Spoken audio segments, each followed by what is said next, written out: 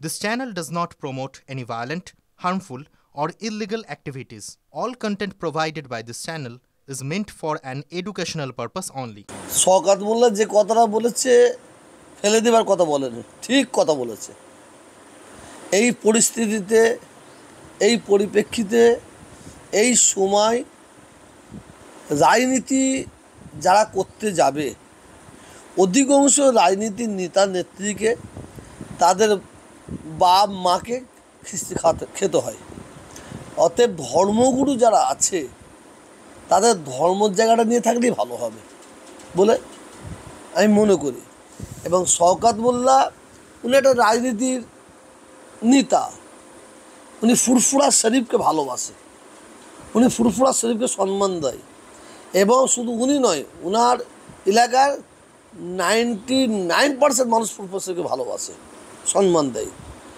তো শওকত মোল্লা যদি ধর্ম আর রাজনীতিকে নিয়ে কথা বলে তাহলে আমি বলে ঠিক বলেছে, এর কোনো এর পড়ার কোনো আমার জবাব নেই। কেন সত্যিকারেরই আমরা ফুরফুরা শরীফের পীর সাহেব, আমি আগেও বলেছি আবার বলছি, ফুরফুরা শরীফ পীর আবু বকর সিদ্দিকী, যার জন্য সারা ফুরফুরা শরীফকে সারা ওয়ার্ল্ড চেনে, বিশেষ করে ভারতবর্ষের মানুষ চেনে। তো পীর আবু বকর সিদ্দিকী এবং তার 5 সুযোগ্য সন্তান, তাঁরা যদি মনে করতেন, আমি চ্যালেঞ্জ দিয়ে বলছি, 110% বলছি, তাহলে আমরা বাংলায় পীর আবু বকর সিদ্দিকী রহমতুল্লাহকে আমরা মুখ্যমন্ত্রী চেয়ারে দেখতাম। অতএব পলিটিক্সটা আলাদা জিনিস আর ধর্মটা আলাদা জিনিস। তবে যারা ধর্ম করবে তারা পলিটিক্স করতে পারবে না, এটা ভুল, অবশ্যই করতে পারবে। কিন্তু এখন যে পলিটিক্সটা যে জায়গায় এসেছে, তা আমি আমার কথা বলছি, আমি কোনোদিনই পলিটিক্সের জায়গায় যাব না। আমি আমার পবিত্র মাকে খিস্তি খাওয়াতে পারবো না, আমার পবিত্র বাবাকে আমি খিস্তি খাওয়াতে পারবো না। আর আমি ধর্মগুরু যখন হব তো আমাকে সবাই ভালোবাসবে। আমি ধরেন আজকে তৃণমূলের নাম লিখে দিলাম, তো তৃণমূলের লোকেরা আমাকে ভালোবাসবে, অন্য পলিটিক্স লোকেরা আমাকে গালাগালি করবে। সিপিএমের নাম লিখে দিলাম, ঠিক একই অবস্থা হবে।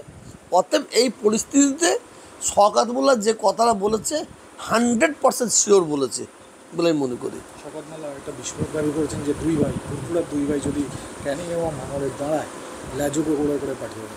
দেখেন, শওকত মোল্লা যদি বলে থাকে ক্যানিংয়ে যদি দুই ভাই, অর্থাৎ কাসেম সিদ্দিকী আর নওশাদ সিদ্দিকী, দেখেন যদি ক্যানিংয়ে দাঁড়ায় ন্যাজে গোবর করে ছেড়ে দেবে, এটা পলিটিক্স ব্যাপার।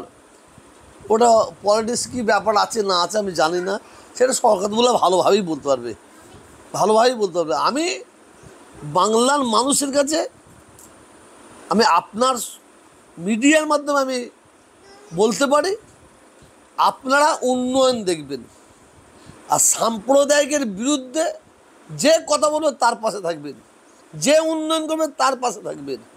আর যারা আমাদের ঘরে নিয়ে দ্বিচারিতা করছে, কেন আমি জানি, বিশ্বাস করুন, খুব ক্ষোভের সঙ্গে দুঃখের সঙ্গে বলছি, এই বাংলায় অনেক এমএলএ এমপি সভাপতি মুসলমান, বহু জায়গায় মুসলমানদের নিয়ে কুচলাচ্ছে, তারা কুচলাচ্ছে।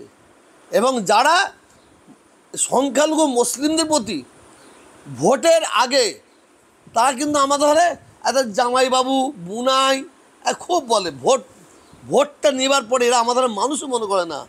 তো অতএব আমাদের সুযোগ বারে আসে না, সময় আসে, তো সময়ে আমাদেরও সদ্ব্যবহার করতে হবে বলে আমি মনে করি।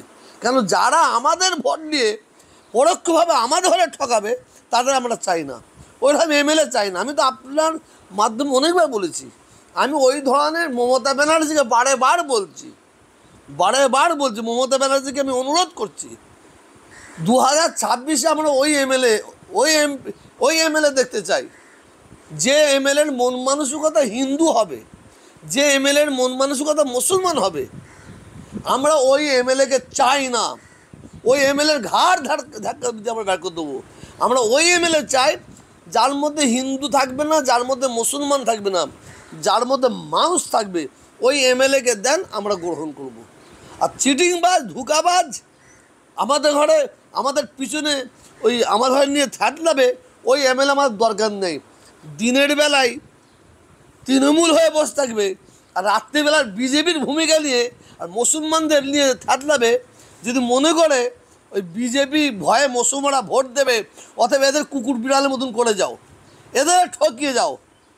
এর কিন্তু জবাব একদিন সংখ্যালঘু বাংলার মুসলিমরা দেবে, সময় আসলে বলে আমি মনে করি।